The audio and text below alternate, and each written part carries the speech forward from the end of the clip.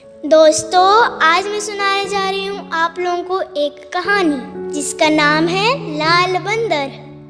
पता है दोस्तों, ये बहुत पुरानी कहानी है जिसे मेरे पिताजी को मेरी दादी माँ सुनाया करती थी और मेरे पिताजी ने मुझे सुनाया, जिसे आज मैं आप लोगों को सुनाने जा रही हूँ। तो आप लोग सब रेडी हैं? ठीक है, फिर इस कहानी को सुनाने से पहले मैं आप लोगों को एक बात कहना चाहती हूँ। अगर ये कहानी पसंद आए ना तो मुझे लाइक जरूर करना। तो ठीक है, चलिए मैं कहानी शुरू करती हूँ। युगों युगों की बात है, किसी जंगल में बंदरों का राज हुआ करता था। उस जंगल में सिर्फ बंदरों का ही बसेरा हुआ करता था। उन बंदरों में एक छोटा सा प्यारा सा नन्हा से एक बच्चा हुआ करता था। वो बहुत ही चंचल था, इधर उधर उछलता कूदता रहता था। कभी इस पेड़ से उस पेड़ पर, कभी इस डाल से उस डाल पर उछलता रहता था और फलों को तोड़ तोड़ के खाता रहता था। वो खाने पीने पे बहुत तेज था और क्योंकि वो राजा का बेटा था इसलिए उसको कोई मना भी नहीं करता था।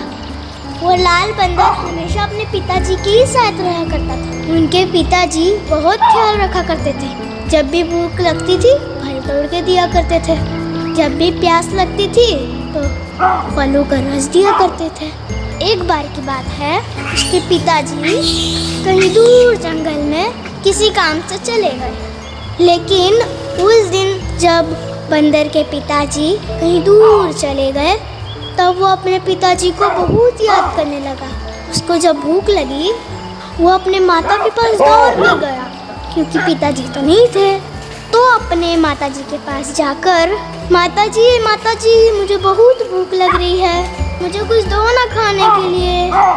बेटा, अभी तो फल वल कुछ भी नहीं है घर में, तुम्हारे पिताजी आएंगे ना तो बहुत सारा फल फ्रूट लेके आएंगे, तुम थोड़ी देर तक उनका इंतज़ार करो। तो बंदर ने बोला, ठीक है माताजी। तो फिर बंदर अपने पिताजी का इंतज़ार करने लगा। इधर उधर खेलते कूदते थोड़ा वक्त गुजर गया। फिर उसे भूख का एहसास हुआ। फिर से वो माँ के पास दौड़ता हुआ गया और बोला, माताजी पिताजी अब तक नहीं आए, देखो ना मुझे बहुत भूख लग रही है, कुछ भी होगा माँ तो दो ना मुझे। तभी माँ को याद आया, अरे एक काम का फल तो रखा हुआ है घर में, चलो मैं दे देती हूँ। फिर उसकी माँ ने आम का फल बंदर को दे दिया। बंदर उस आम के फल को खा लिया, लेकिन उस आम से भी बंदर का पेट नहीं भरा।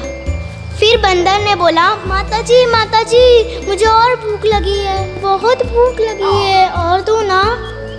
फिर माँ ने बोला, बेटा घर में और फल है ही नहीं, तो तुम थोड़ा अपने पिताश्री का इंतज़ार कर लो, वो आते ही होंगे। फिर बंदर ने बोला, ठीक है माँ। फिर वो खेलने के लिए बाहर चला गया। फिर खेलते खेलते थोड़ा वक्त गुजर गया और शाम होने वाली थी। तभी उसे अपने पिताजी का अचानक याद आया।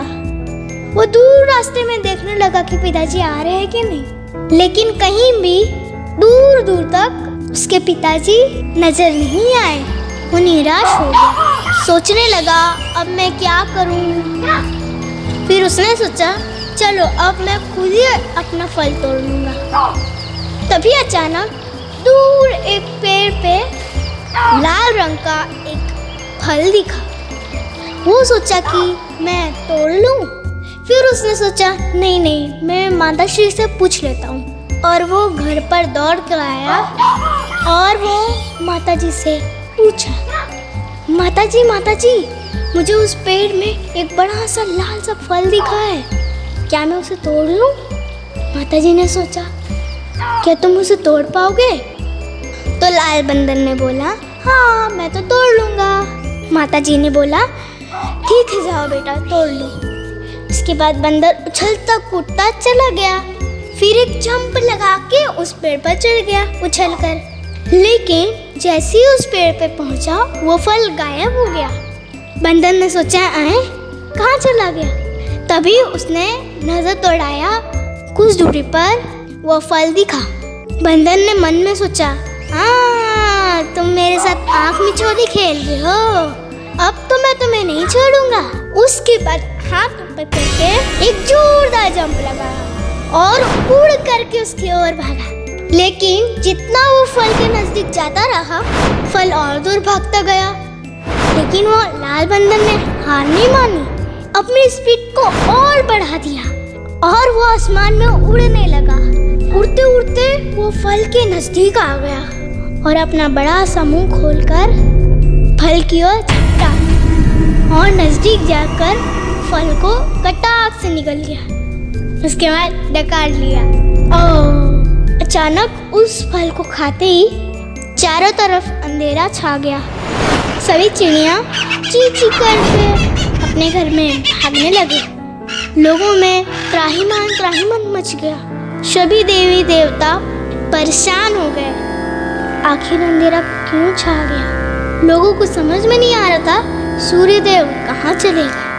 तभी कुछ देवी देवता मिलकर शिव शंकर भोलेनाथ जी के पास गए और उनसे आग्रह किया, हे भोलेनाथ, ये क्या हो गया?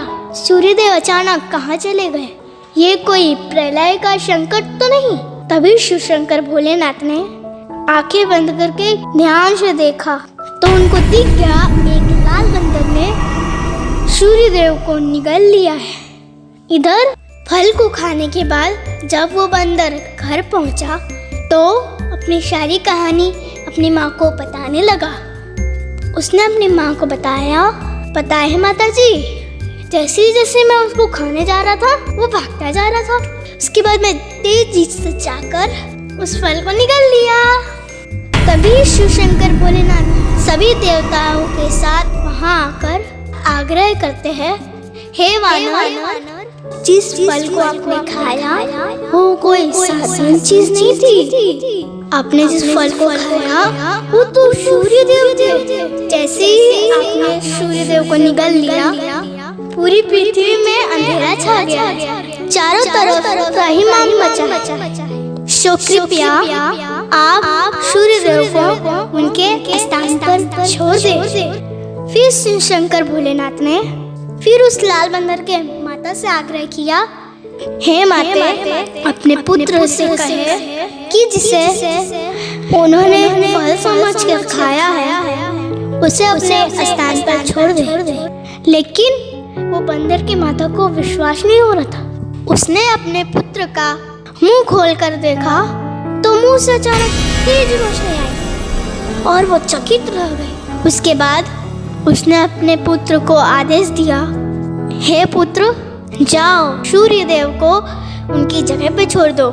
पिताजी तुम्हारे लिए बहुत सुंदर सुंदर फल लाए हैं। उसके बाद उन्होंने अपने पुत्र की तरफ से शिव शंकर भोलेनाथ से क्षमा मांगी और इस तरह से वो बानर सूर्यदेव को उनकी जगह पर छोड़ दिया। फिर वापस पूरे पृथ्वी पे उजाला छा गया, चिड़िया चहचहाने लगी और सब लोग खुश हो गए। तो दोस्तों, पता है वो बंदर कौन था? वो बंदर हनुमान जी थे। कितने शरारती थे ना बचपन में हनुमान जी। लेकिन हनुमान जी शरारती थे, बदमाश नहीं थे। वो अपनी माता जी की आज्ञा को, माता पिता की आज्ञा को हमेशा पालन करते थे और माता जी के बिना कोई काम नहीं करते थे। इसलिए तो एक बार कहने में उनने सूर्यदेव को छोड़ दिया। इसलिए हम सबको अपनी माता पिता की बात माननी चाहिए। तो दोस्तों, कमेंट में जरूर बताइएगा ये कहानी आपको कैसी लगी। Thank you.